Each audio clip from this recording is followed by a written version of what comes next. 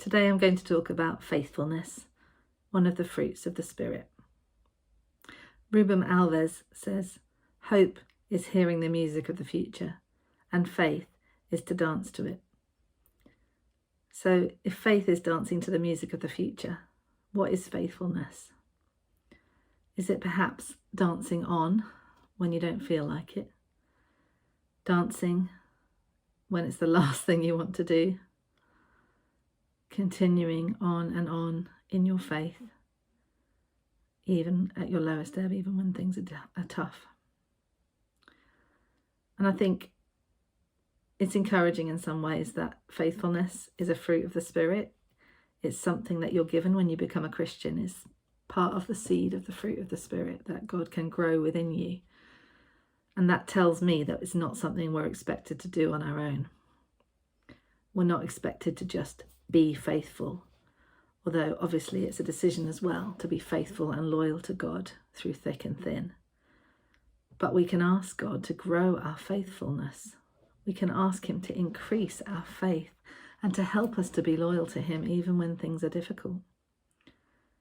Maybe you're having a tough time right now. Perhaps COVID has challenged your faith. Perhaps you found it difficult when church wasn't meeting in person. Perhaps you found it hard not seeing your friends, or maybe you've lost a loved one. And you might feel like you're clinging on by your fingertips. And we've all been there. There are so many examples in the Bible of people literally on their knees. And the only difference really is that they hang in there.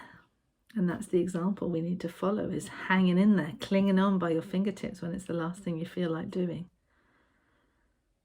I think of Joseph, who was wrongfully imprisoned, keeping his faith. It says the Lord was with him in prison. Or King David, who lost his baby son, and the first thing he did was get up, go to the temple and worship God. Or Job, the classic, the questioner. Throughout his faith and his doubts, he never lost his faith in God. He never gave up, even when he lost everything.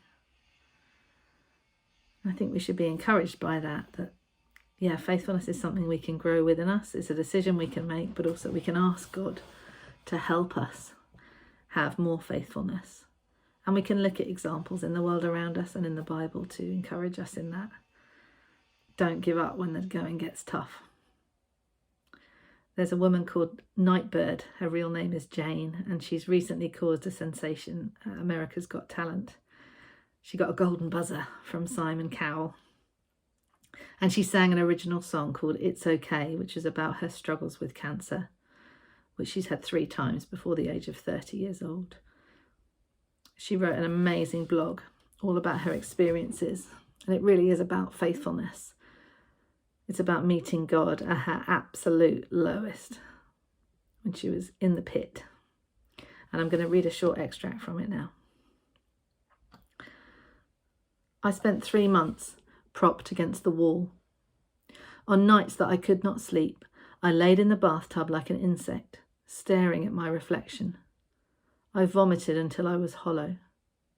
The bathroom floor became my place to hide, where I could scream and be ugly, where I could sob and spit and eventually doze off, happy to be asleep, even with my head on the toilet. I am God's downstairs neighbour, banging on the ceiling with a broomstick.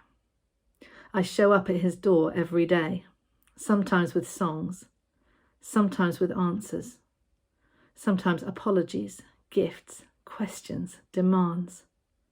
Sometimes I use my key under the mat to let myself in.